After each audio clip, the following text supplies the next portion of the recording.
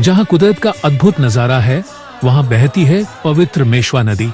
इसी पावन नदी के किनारे और अरावली की ऊंची ऊंची पहाड़ियों के बीच विराजमान है हमारे आराध्य श्री श्यामलाजी भगवान।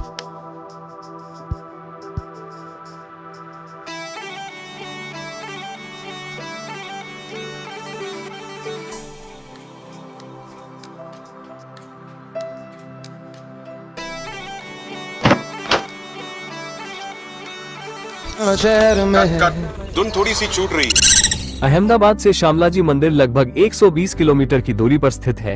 यह मंदिर अहमदाबाद उदयपुर हाईवे NH48 पर स्थित है।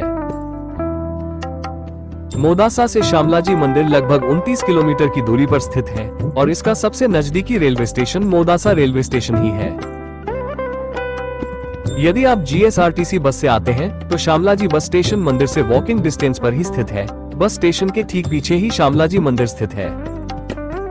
श्यामलाजी मंदिर के बाहर आपको एक सुंदर और पारंपरिक बाजार देखने को मिलेगा।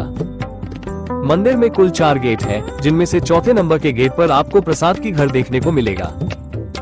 मंदिर के दर्शन के लिए कृपया ध्यान दें कि छोटे या अनुचित कपड़े पहनकर प्रवेश की अनुमति नहीं है। भगवान के दर्शन के लिए निम्नलिखित समय निर्धारित है। अधिक जानकारी के लिए कृपया मंदिर से संपर्क करें। यदि आप बस स्टेशन के रास्ते से आते हैं तो मुख्य गेट के सामने आपको मंदिर देखने को मिलेंगे।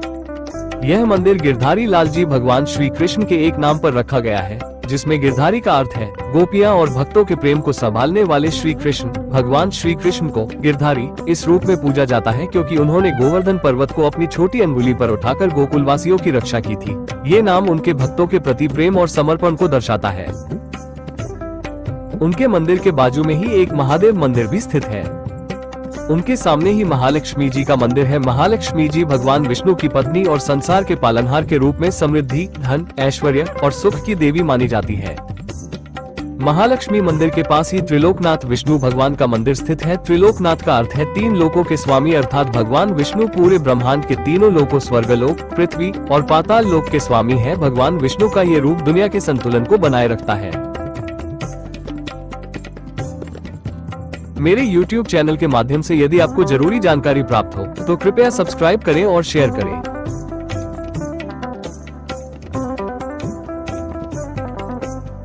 ये है मंदिर का मुख्य प्रवेश द्वार। यह एक सुंदर नक्काशी है जिसमें क्षीर सागर में शेषनाग पर भगवान विष्णु लेटे हुए हैं। उनके पास उनकी पत्नी देवी लक्ष्मी जी विराजमान है, जो उनके चरणों की सेवा कर रही है। इस नक्काशी में संभवतः एक देव ऋषि भी खड़े हुए दिखाई दे रहे हैं।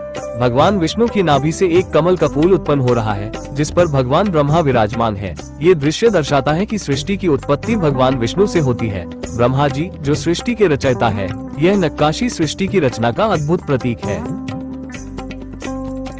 यह मंदिरों के प्रवेश द्वार पर हाथी यह संदेश देता है कि भगवान के आशीर्वाद के साथ ही जीवन में सफलता और शांति मिलेगी।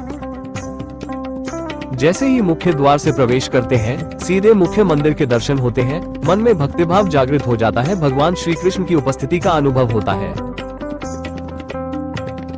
ओम नमो भगवते वासुदेवाय। मंदिर के गर्भगृह में फोटो और वीडियो लेना मना है। भगवान विष्णु के चारों हाथ में गदा, चक्र, कमल और शंख धारण करते हैं। उनकी गदा सामान्य से काफी बड़ी है, जिसके कारण प्राचीन काल में इस स्थान को गदाधर और हरिश्चंद्रपुरी जैसे नामों से जाना जाता था। मंदिर के चारों ओर खुला स्थान है। मंदिर का पवित्र वातावरण मन को शांति और आध्यात्मिक आनंद से भर देता है। मंदिर के शीर्ष पर लहराती सफेद रेशमी ध्वजा के कारण इसे धूली ध्वजा वाला भी कहा जाता है, जो इसकी एक विशिष्ट पहचान है। यह मंदिर प्राचीन काल का है, लेकिन इसका पुनर्निर्माण 15वीं शताब्दी में हुआ था और राजा हरिश्चंद्र के द्वारा पुनर्निर्मित किया गया। मंदिर का वास्तुशिल्प बेहद भव्य है, जिसमें उत्कृष्ट नक्काशी और शिल्पकला का अद्भुत उदाहरण देखने को मिलता है। जैसा कि आप देख सकते हैं, भगवान श्री कृष्ण कालिया नाग पर हैं और कालिया नाग की पत्नियां श्री कृष्ण से माफी मांग रही हैं। ये प्रसंग भगवान श्री कृष्ण के अद्भुत रूप में दर्शाया गया है। इस कथा के माध्यम से भगवान की कृपा, क्षमा और दुष्टता पर विजय का प्रतीक दिखाया गया है। यहाँ महाभारत का एक प्रसिद्ध प्रसंग दर्शाया गया है। भगवान श्री कृष्ण ने अर्जुन को धर्म और कर्तव्य का ज्ञान देते हुए इस प्रसंग के द्वारा धर्म, कर्म और योग की अवधारणाओं को महत्वपूर्ण रूप से समझाया जाता है, जो न केवल अर्जुन के लिए बल्कि हर व्यक्ति के जीवन के लिए मार्गदर्शन प्रदान करता है। यह विभिन्न प्रकार की डिजाइन बारीकियों से भरा हुआ काम है, जिसमें सुंदरता और शिल्पकला का अद्भुत मिश्रण है। पुराने समय में इस तरह का काम बहुत अच्छे तरीके से किया गया था, जो आज भी अपनी उत्कृष्टता और सटीकता के लिए सराहा जाता है। यहाँ छत की संथाली पर आपको अलग अलग नक्काशी देखने को मिलती है, जैसे फूल, गणपति, एक स्त्री, ओम और शाप से संबंधित अनेक नक्काशियाँ। यहाँ पर सबसे नीचे त्रिकोणीय डिजाइन की नक्काशी है, उसके ऊपर सुंदर सजावटी डिजाइन की गई है। इसके ऊपर हाथियों की मूर्तियाँ बनाई गई है, जो शक्ति और समृद्धि का प्रतीक है। हाथियों के ऊपर रामायण और महाभारत जैसे महाकाव्यों से प्रेरित दृश्य अंकित हैं, जिनमें सैनिकों और दैनिक जीवन की झलक दिखाई देती है। इनके ऊपर विभिन्न देवी देवताओं की मूर्तियाँ हैं, जो धार्मिक और आध्यात्मिक महत्व को दर्शाती है। सबसे ऊपर कई गुंबद बने हुए हैं, जो इस्लामिक वास्तुकला के प्रभाव को दर्शाते हैं। यह मंदिर 2 मंजिला है और नागर शैली में निर्मित है। समय के साथ इस ऐतिहासिक संरचना में अद्भुत बारीकी से काम किया गया है। मंदिर की शिल्पकला, नक्काशी और चित्रकला का उच्चतम स्तर यहाँ देखने को मिलता है। पुराने समय में शिल्पकारों ने अपनी कला को इतने उत्कृष्ट और धैर्यपूर्वक ढंग से प्रस्तुत किया था कि यह आज भी हमें प्रेरित करता है। श्यामलाजी मंदिर के निर्माण से जुड़ी कई लोक कथाएं प्रचलित हैं। एक कथा के अनुसार भगवान ब्रह्मा ने यहाँ हजारों साल तपस्या की और यज्ञ के दौरान भगवान विष्णु ने श्यामलाजी रूप में प्रकट होकर उनका आशीर्वाद दिया। दूसरी कथा के अनुसार देवताओं के वास्तुकार विश्वकर्मा ने एक रात में इस मंदिर का निर्माण किया, लेकिन दिन निकलने से पहले इसे पूरा कर यहीं छोड़ दिया। ऐतिहासिक स्रोतों के अनुसार मध्यकाल में मुगल शासकों की सेना ने श्यामलाजी मंदिर पर आक्रमण किया। उन्होंने मंदिर में प्रवेश कर गरुड़ की मूर्ति के नाक और कान काट दिए और बाहरी मूर्तियों को भी नष्ट कर दिया। इस दौरान चमत्कारिक रूप से भ्रमित मक्खियों का एक झुंड सेना की तरह प्रकट हुआ और मुगल सैनिकों से लड़कर उन्हें वहां से भागने पर मजबूर कर दिया। इस संकट के समय श्रद्धालुओं ने भगवान श्यामलाजी की मूर्ति को तालाब और पहाड़ों के बीच छिपा दिया, जिससे उनकी सुरक्षा सुनिश्चित हो सके। जैसे जैसे समय बीतता गया, एक आदिवासी भाई किसान को तालाब की सूखी जमीन पर खेती कर रहा था। तभी उसका हल किसी चीज से टकराया।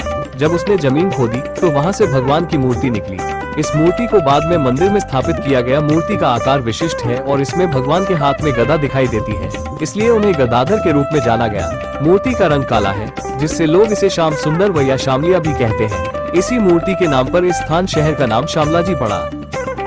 इस वीडियो के माध्यम से श्यामलाजी मंदिर की पूरी जानकारी दी गई है। श्यामलाजी मंदिर के आसपास कुछ प्रमुख स्थल हैं, जिन्हें आपको अवश्य देखना चाहिए। हरिश्चंद्रनी चौरी, यह गुजरात का सबसे पुराना और पहला कीर्ति तोरण है।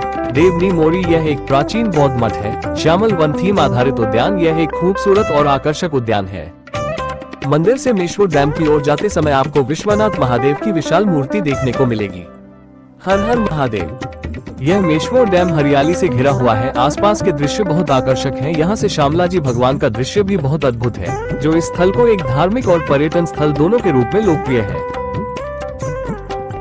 वीडियो को लाइक, शेयर करें और हमारे चैनल को सब्सक्राइब करना न भूलें। दोस्तों, सफर करते समय हमेशा सावधानी बरतें और अपनी सुरक्षा के साथ जरूरी चीजों का ध्यान रखें। मिलते हैं अगले व्लॉग में। हर हर महादेव।